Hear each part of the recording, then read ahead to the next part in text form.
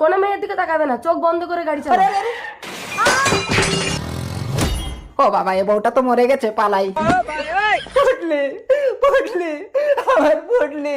কেঁদো না, শান্ত হও। বউ মরেছে তো কি হয়েছে, আমি তোমাকে বিয়ে করব। মোতালি, তুমি আমাকে বিয়ে করবে? হ্যাঁ করব। চলো বিয়ে করবো। বুঝি বুঝি অ্যাক্সিডেন্টে শুধু তুই মরেছিস, তোর স্বামী মরেনি পুটলি।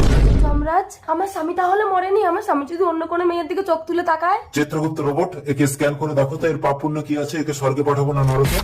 Scan scan scan completed. এর কোনো পুণ্য নেই, স্বামীকে সন্দেহ করে এ নরকে যাবে যাবে। ও যমরাজ, আমাকে নরকে পাঠিও না, আমি তোমাকে ভীষণ ভালোবাসি।